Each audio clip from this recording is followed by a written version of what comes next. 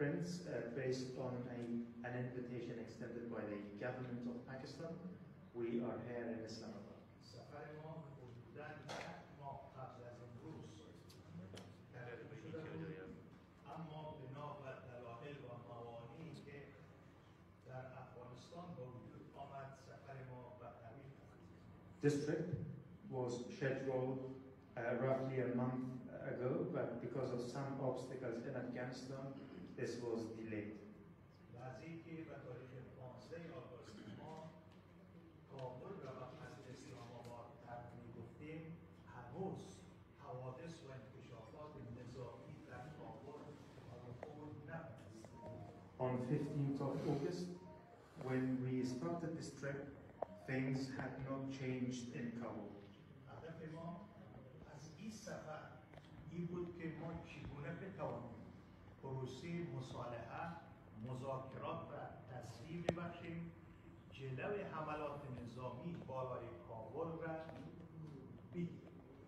The purpose of this trip was how to expedite negotiations on a political settlement of Afghanistan and stop a military offensive on Kabul. متاسفانه خلاف انتظار مردم افغانستان و جامعه بین‌المللی پروسه صلح سابوتاژ شد و از طریق راه حل نظامی تحریک طالبان وارد پایتخت افغانستان شد.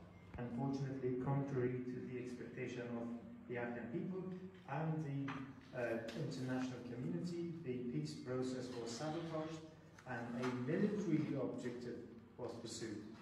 از اینکه پروسه صلح در افغانستان، مذاکرات صلح در افغانستان و شکست مواجه شد و در افغانستان انکشافات نظامی صورت گرفت، ما متاسف هستیم.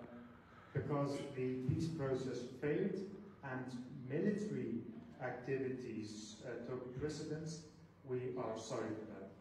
اما از اینکه یک گروه انحصار طلبی که هم مردم افغانستان را گروگان گرفته بودند، هم پروسه صلح افغانستان را گروگان گرفته بودند، از صحنه کنار زده شدند، ما این را به عنوان یک چانس و یک فرصت تلقی کنیم.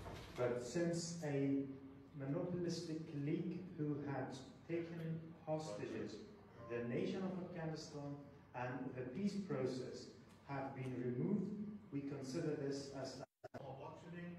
ملاقات‌های سازنده و مهمی با آقای شاه محمود قریشی وزیر خارجه پاکستان، با جناب آقای باجوا رئیس ستاد مشترک پاکستان، با آقای حمید فیض رئیس ISI پاکستان و همچنان با آقای عمران خان صدراعظم پاکستان ملاقات‌ها و مذاکرات مهم و سازنده داشتیم. Under that circumstance, we entered Islamabad and held a range of constructive and very helpful meetings, namely with FM Qureshi and with Chief of Staff of the Army, Mr. Bajwa, DGISI Hamid Faiz, and finally Prime Minister Imran Khan. هدف اصلی ما در این مذاکرات این بود که ما در گام نخست چگونه بتوانیم جلوی خشونت علیه مردم افغانستان را بگیریم، فضایی به وجود بیاید که ما چانس تفاهم بعدی در آینده افغانستان را داشته باشیم.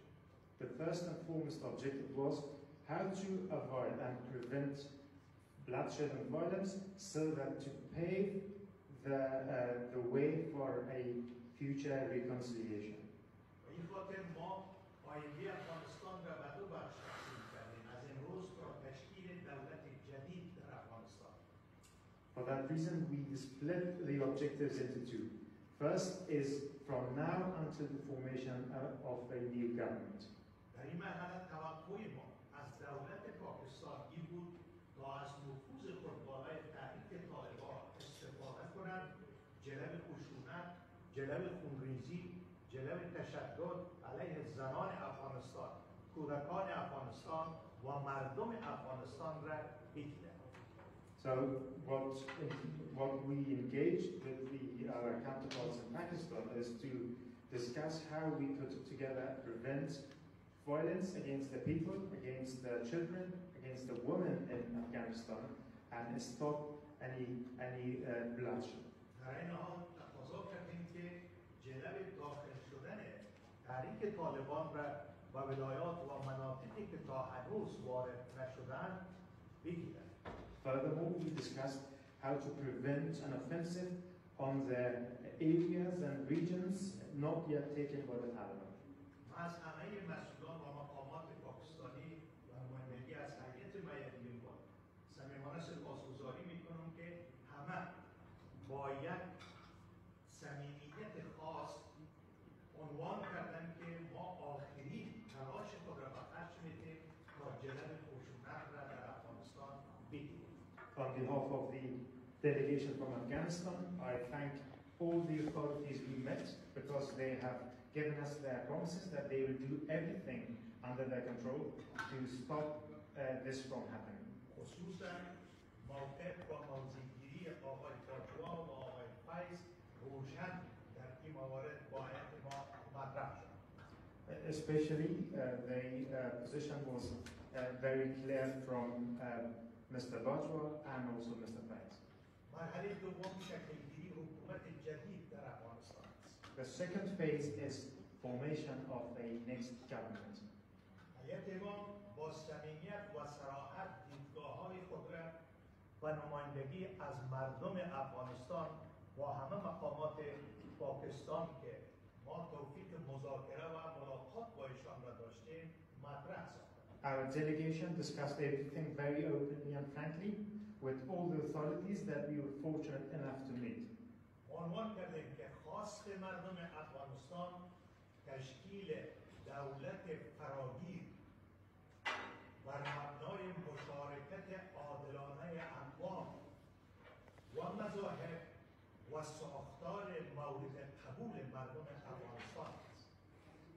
What we argued is that the solution for the future settlement lies on a proportionate participation from all ethnic groups and all different faiths in Afghanistan. ما مطرح ساختیم که ما و خواست مردم افغانستان متحد هستیم.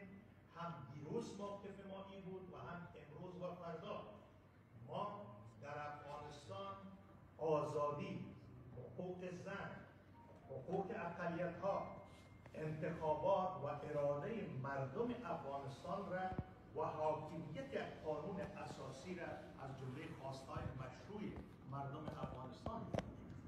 We maintained in the past that we are committed to the desires and wishes of our people, and we remain committed. And those wishes are freedom of expression, women's rights, rights of the ethnic groups, a right to choose a leader by the way of voting, and also the rule of law.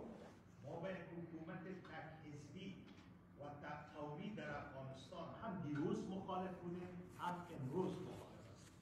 We opposed a rule by one party and also by one side from the past.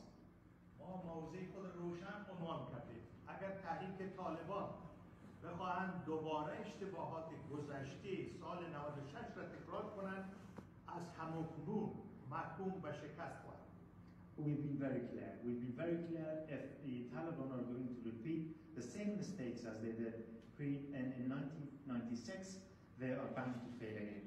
اگر تحریک طالبان چنانچه ادعا میکنند که اونا تغییر یافتن، ذهن از اونا تغییر کرده، اگر واقعا تغییر کردن، این ادعای تغییر را در رفتار و در عمل و مردم افغانستان به اثبات برسانند.